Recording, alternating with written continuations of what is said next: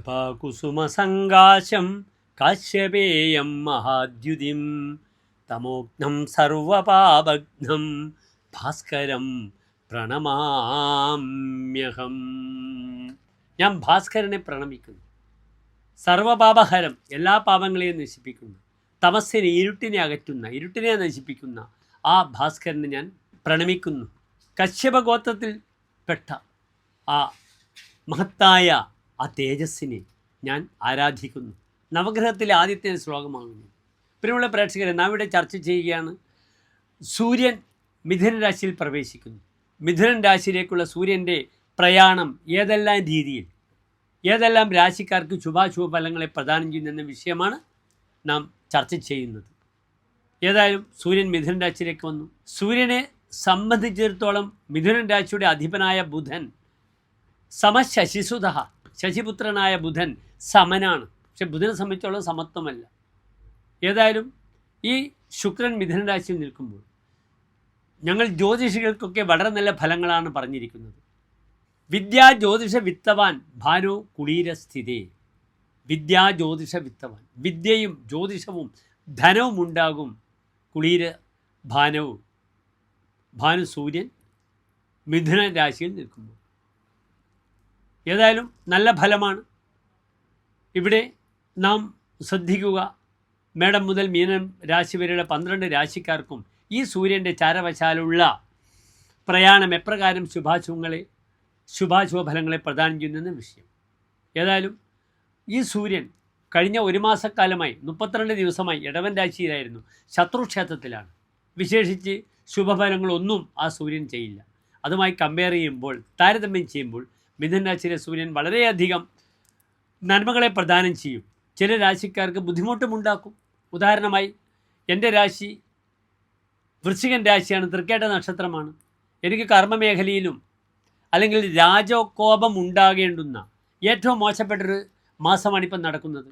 കാരണം വൃശ്ചികൻ രാശിക്കാർക്ക് സൂര്യൻ അഷ്ടമഭാവത്തിൽ 8ാം ഭാവത്തിൽ നിൽക്കുന്നു. അത് വൃശ്ചിക രാശിക്കാരെ സംബന്ധിച്ചോളം അവരുടെ കർമാധിപനാണ്. കർമാധിപനായ ബുധൻ വളരെ ദുർബലമായി 8ൽ നിൽക്കുന്നു. അതിനാൽ ഞാൻ വളരെയധികം ശ്രദ്ധിക്കേണ്ടിയിരിക്കുന്നു. വൃശ്ചികൻ രാശിക്കാർ വളരെയധികം ശ്രദ്ധിക്കേണ്ടിയിരിക്കുന്നു. എല്ലാ പ്രിയപ്പെട്ട പ്രേക്ഷകർക്കും സവിസ്തരം നമുക്ക് ചർച്ചയിലേക്ക് വരാം.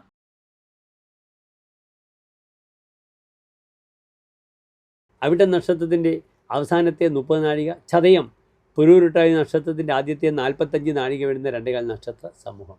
ഇവിടെ കുംഭൻ രാശിക്കാർക്ക് സൂര്യൻ നിൽക്കുന്നത് 5ാം ഭാവത്തിലാണ്. 5ാം ഭാവത്തിൽ നിൽക്കുന്ന സൂര്യൻ ഏത് ഭാവത്തിൻ്റെ ആധിപത്യമാണ്? 7ാം ഭാവാധിപനാണ്. 7ാം ഭാവം എന്താണ്? വിവാഹം, യാത്ര, ഭാര്യാഭർത്തൃ ബന്ധം, ഇതൊക്കെ ചിന്തിക്കേണ്ടുന്ന ഭാവമാണ്. ആ സൂര്യൻ നിൽക്കുന്നത് 5ാം ഭാവത്തിലാണ്. 5ാം ഭാവത്തിൽ സൂര്യൻ വന്നാൽ അസുതോ ധനവർജിത സ്ത്രീകോണേ അസുത, സന്താനങ്ങൾ ഉണ്ടെങ്കിലും അനുഭവം കുറയുക, ഒരുപക്ഷെ സന്താനങ്ങൾ ദൂരത്ത് പോവുക, ഗർഭിണികൾക്ക് അബോർഷൻ ആവുക, ബെഡ് റെസ്റ്റിൽ തന്നെ കിടക്കേണ്ടി വരും കുറച്ചു കാലം ഗർഭിണികൾ. ഉള്ള സന്താനങ്ങൾക്ക് രോഗാദി അരിഷ്ടതകൾ വരാതെ പ്രത്യേകം നോക്കണം. സന്താന നാശത്തിൻ്റെ സമയമാണ്. അതിനാൽ വളരെ ജാഗ്രത പാലിക്കണം. 12 വയസ്സിന് താഴെയുള്ള കുട്ടികളുടെ പേരിൽ കുംഭൻ രാശിക്കാർക്ക് അർഹോമം ചെയ്യണം. അപ്രകാരം 12 വയസ്സിന് മുകളിലുള്ളവരുടെ പേരിൽ നക്ഷത്രത്തിന് മൃത്യുഞ്ജയ പൂജയോ മൃത്യുഞ്ജയ ഹോമമോ ചെയ്യുന്നത് വളരെ നല്ലതായിരിക്കും. ഇവിടെ 5ാം ഭാവത്തിൽ നിൽക്കുമ്പോൾ ധനവർജിത, തനിക്ക് ധനം കൈവിട്ടു പോകുമെന്നൊരു ഫലം പറഞ്ഞിട്ടുണ്ട്. ധനപരമായ വിഷയത്തിൽ വലിയ ക്ലേശങ്ങളുണ്ടാകും. സ്വതവേ കുംഭൻ രാശിക്കാർ അവരുടെ ധനാധിപനായ ഗ്രഹം വ്യാഴം നിൽക്കുന്നത് 6ലാണ്. വളരെ മോശപ്പെട്ട സമയമാണ് കുംഭൻ രാശിക്കാർ. 7ര ശനിയുണ്ട്, അതിൻ്റെ അവസാന സമയമാണ്. വ്യാഴം ധനാധിപനായ വെൽത്ത് മാനേജ്മെൻറ്റ് പ്ലാനറ്റ് 6ൽ നിൽക്കുന്നു. ഉറക്കം വളരെ കുറയും കുംഭൻ രാശിക്കാർ, ഉറങ്ങാൻ പറ്റില്ല. അങ്ങേയറ്റ മാനസിക സംഘർഷങ്ങളായിരിക്കും. ഇവിടെ നന്നായി ആദിത്യനെ സ്തുതിക്കണം, ആദിത്യ ഹൃദയ മന്ത്രം ജപിക്കണം. 5ാം ഭാവത്തിൽ സൂര്യൻ വരുമ്പോൾ സുഖസ്ഥാനകെ പൂർവ്വജാപത്യതാപി, ആദ്യ സന്താനം കൊണ്ട് ദുഃഖമുണ്ടാകുമെന്ന് ഫലം പറഞ്ഞിട്ടുണ്ട് ചമത്കാരി ചിന്താമണിയിൽ. കുശാഗ്രീയ ബുദ്ധി രവോ മന്ത്രവിദ്യ, നല്ല കുശത്തിൻ്റെ അഗ്രത്തുള്ള ബുദ്ധിയായിരിക്കും. മാന്ത്രികമായ പ്രവർത്തനങ്ങൾ പഠിക്കാനും വളരെ നല്ലതാണ്. രഥോ വഞ്ചനയെ സഞ്ചിയേബി പ്രമാദി, മറ്റുള്ളവരെ ചതിക്കുവാനും വഞ്ചിക്കുവാനും ബുദ്ധി ഉണ്ടാകും.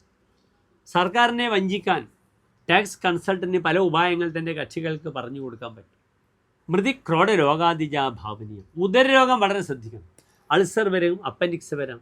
അപ്രകാരം അതികഠിനമായ മാരകമായ സ്റ്റൊമക്കൽ ഡിസോർഡേഴ്സ് രോഗങ്ങൾ വരാം. വളരെ ശ്രദ്ധിക്കണം. 5 സൂര്യൻ വരുമ്പോൾ പഴയ കാലത്ത് അൾസറാണ്, വയറ്റിൽ പുണ്ണ് എന്നാണ് പറയുക. ഇന്നത് ക്യാൻസറൊക്കെയാണ്.